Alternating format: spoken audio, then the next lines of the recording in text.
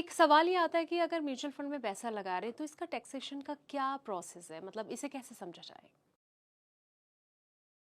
अब mutual fund जो है संध्या जी, ये इन्वेस्टमेंट्स करते हैं इक्विटी में, डेट में, या अदर अदर एसेट्स में।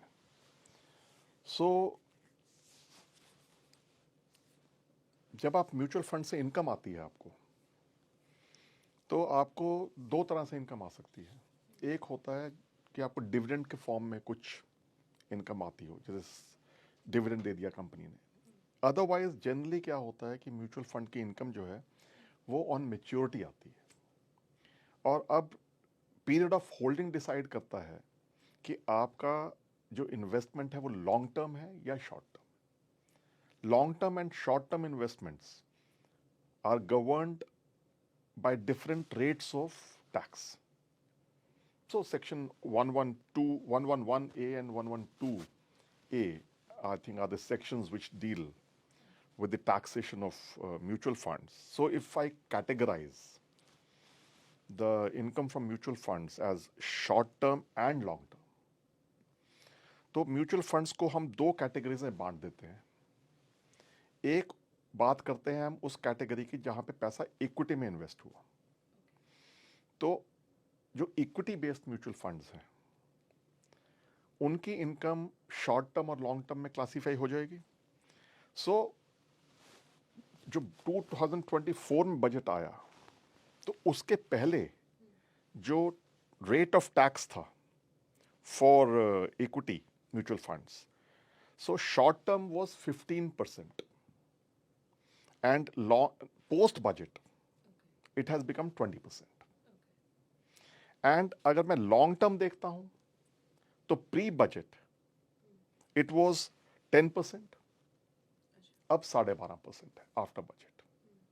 ये हुआ आपका जो equity mutual funds. Second category of mutual funds लीजिए, डेट म्यूचुअल फंड्स, जो कि डेट इंस्ट्रूमेंट्स में लगाते हैं। तो एक मिनट के लिए पीछे जाता हूं, और जो आपके पास लॉन्ग टर्म कैपिटल गेन हुआ इक्विटी म्यूचुअल फंड से, वहां पे 1,25,000 रुपए तक की एग्जेम्पशन अलाउड है, जो पहले 1,00,000 रुपए थी। अब आप डेट म्यूचुअल फंड पे आ जाइए, यहां भी क्लासिफाई कर देते हैं हम short term and long term में। शॉर्ट टर्म के जो प्रॉफिट टैक्सेशन है वो जो इंडिविजुअल की स्लैब रेट है वो उसके हिसाब से कैलकुलेट होता है।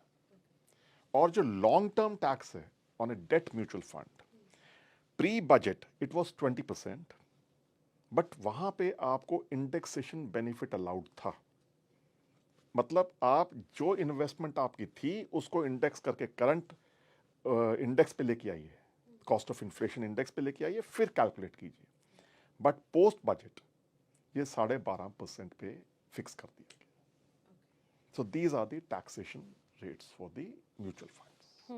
वही चीज़ है, प्रॉफिट लॉस का खेल जो है, लेकिन वो टैक्स जो करता है, आई थिंक मुझे लगता है जो इन्वेस्टर्स होते होंगे, उम्मीद ही यही होगी कि जिस तरीके से राजेश जी ने कई चीज़ें बताई कि अगर फ्लक्चुएशन जो मार्केट में अभी बनी हुई है उस दरमियान अगर आप काफ़ी नर्वस हैं, पैनिक मोड में जा रहे हैं, तो ऐसा करने की ज़रूरत नहीं है। क्योंकि देखिए अभी जो रेड जोन है उसके बाद ग्रीन जोन भी आएगा, तब आपको अच्छा बेनिफिट भी मिलेगा।